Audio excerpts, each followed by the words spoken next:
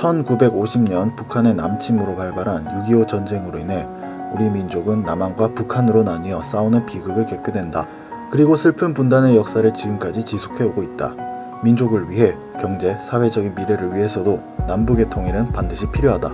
하지만 아이러니하게도 통일의 문제를 놓고 남한 내부적으로 갈등이 끊임없이 생겨나고 있다. 도대체 왜 우리는 북한과 대립하기도 힘든 상황에서 내부적으로 갈등을 빚는 것일까?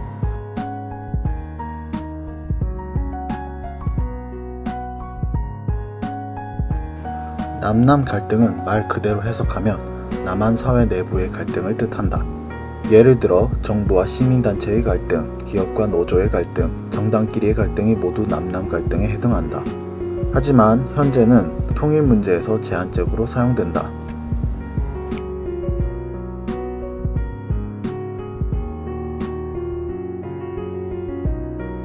통일에 관한 남남 갈등의 전체적인 역사는 무력 통일과 평화 통일로 나뉜다. 이승만 정부 이후 박정희 정부까지 정부는 기본적으로 무력 통일의 입장을 취한다.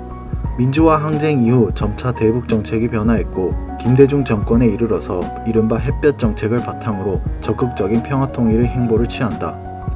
그러나 김정일에서 김정은 독재 체제라는 북한 내 정권 변화에 따라 현재는 강경한 대북 정책을 펼치고 있다.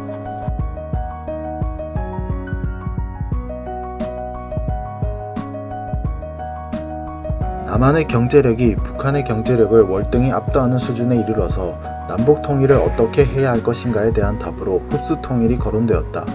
흡수 통일이란 독일의 통일 방식을 지칭하는 말이다. 흡수 통일의 배경에는 북한의 불안정한 정치 체제가 자리 잡고 있다.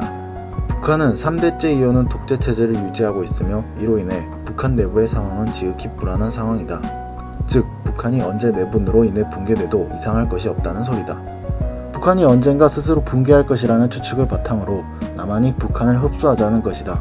하지만 이 흡수 통일의 방법에 대해서도 의견이 갈리게 된다.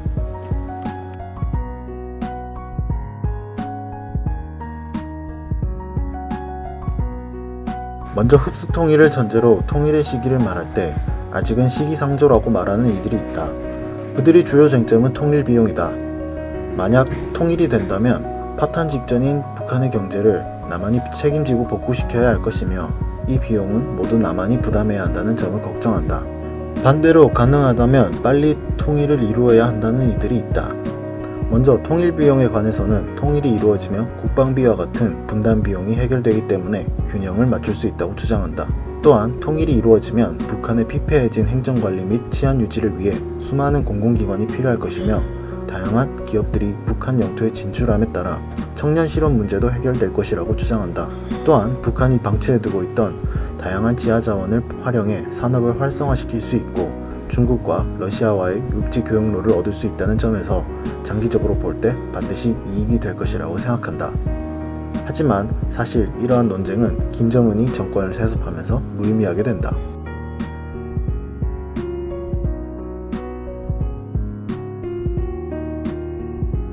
김정일이 사망하고 김정은이 정치 권력을 세습하면서 북한 정부는 이전보다 훨씬 비협조적인 태도를 일관하고 있다.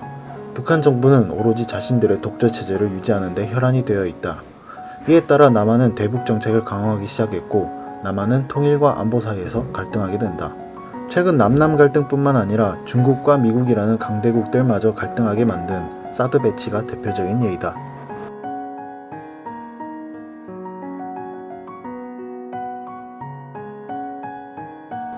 사실 통일의 문제가 직접 와닿지 않는 이들이 대부분일 것이다. 그러나 명심해야 할 것은 현재 북한 정권은 자신들의 국민들의 인권을 유린하고 언제든 전쟁을 일으켜도 이상하지 않을 인간들이란 것이다. 만약 전쟁이 난다면 전장에 징집되는 것은 누군가의 자식이며 누군가의 애인이고 누군가의 친구이고 누군가의 부모일 것이다. 그리고 그 누군가는 당신이 될 수도 있다. 전쟁의 위협은 생각보다 가까이 있는 것이다. 통일은 국가의 미래를 위해서뿐만 아니라 우리 자신을 위해서도 필요한 것이다. 그러니 우리끼리 싸우기보다 서로 힘을 합쳐야 할 것이다.